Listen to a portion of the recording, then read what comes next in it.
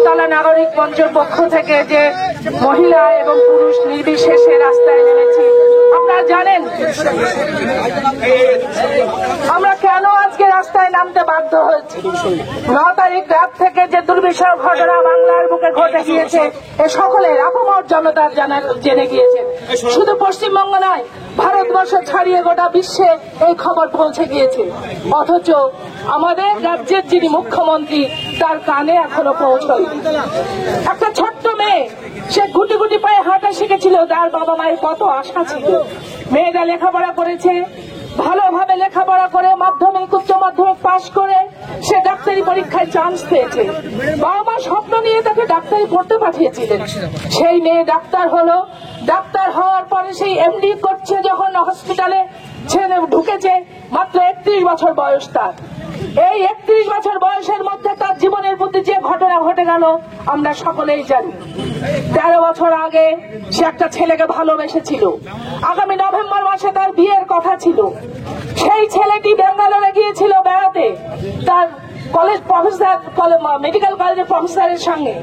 সেই প্রফেসর পছন্দ করে তাকে একটা শাড়ি কিনে দিয়েছিলেন, যেহেতু নভেম্বর মাসে তার বিয়ে। সেই বিয়েতে মেয়েটিকে উপহার দেওয়া হবে। ভাবুন তো, তার কত স্বপ্ন ছিল, সেই স্বপ্নকে ধূলিসাৎ করে দিল এই আমাদের রাজ্যের কিছু জ্যান্ত জানোয়ার, যারা মানুষের মুখোশ ধরে আছে, যারা সমাজের মধ্যে পা বাড়িয়ে বেড়াচ্ছে এবং যাদেরকে আশকারা দিচ্ছে আমাদের এই বর্তমান সরকার। সেই সরকারের হাত থেকে তারা তৈরি হয়েছে। আমরা তার বিচার চাই, আমরা তার ইনসাফ চাই, আমরা তার জাস্টিস চাই। তোমাদের হাতগুলো সব হাত তুলে দিয়ে নাচবে। তার পিসি বললেন যে এমন বিচার চাই যাতে তার ফাঁসি হয়। ফাঁসি হয়ে গেলে তো আজকে আমরা যে নামগুলো পরপর জানতে পারছি, সেই নামগুলো আসতো না। সমস্ত কুকীর্তির মাথা হচ্ছেন আমাদের মুখ্যমন্ত্রী। সেই মুখ্যমন্ত্রীকে আমরা পদত্যাগ চাই। তার আশকারাতে এই তৈরি হয়েছে জন্তু জানোয়ারের দল। এই জন্তু জানোয়ারের দল মা মাসি পিসি কাউকে মানে না, খুবলে পড়ে। আমরা আজকে রাস্তায় কেন নেমেছি? আমরা মেয়েরা কি রাস্তাতে বেরোতে পারবো না? আমাদের কি কোনো নিরাপত্তা নেই? এই পৃথিবীতে নারী এবং নর দুজনের সৃষ্টি, তাহলে কেন শুধু নারীদেরকে প্রাণ দিতে হবে, এই ঘরে বেঘরে প্রাণ দিতে হবে? আমরা তার বিচার চাই। আমরা জানি আমাদের মুখ্যমন্ত্রী একজন নারী।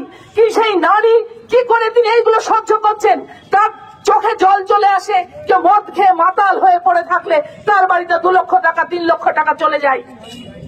কেউ রাস্তায় পড়ে তার দলে, কেউ রাস্তায় পড়ে থাকলে তার বাড়িতে 5 লক্ষ টাকা চলে যায়। আর ইনি এখানে একটা ডাক্তার, যিনি ভগবানের পরের পর্যায়ে আমাদের কাছে।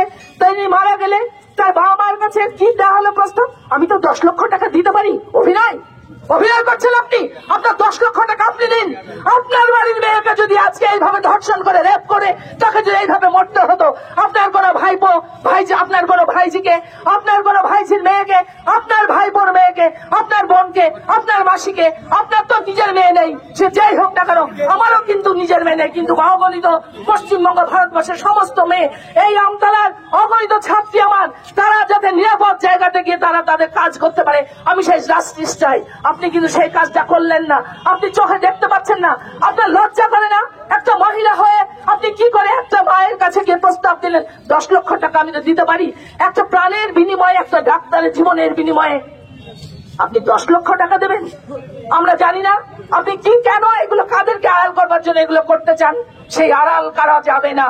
আপনাকে বিচার করতে হবে, আপনাকে পদত্যাগ করে বিচার করতে হবে। আপনি ভুলে গিয়েছেন 7 সালের কথা, আপনি ভুলে গিয়েছেন 9 সালের কথা, আপনি ভুলে গিয়েছেন 10 সালের কথা। আপনি তো বুদ্ধদেব ভট্টাচার্য তখন ছিলেন মুখ্যমন্ত্রী। আপনি কতবার চেয়েছিলেন, আপনি কতবার তার পদত্যাগ দাবি করছেন? আপনার লজ্জা হয় না আপনার বিচারিতা করতে হয় মুখ দিয়ে? আপনি এখন কেন পদত্যাগ করছেন না? অবৈধ মানুষ চাইছে আপনার পদত্যাগ, আপনি কেন এখনো গদি আঁকড়ে বসে আছেন, অভিনয় করছেন? আমার গদির লোভ নেই, আমার গদির লোভ নেই, গদির লোভ নেই আপনার।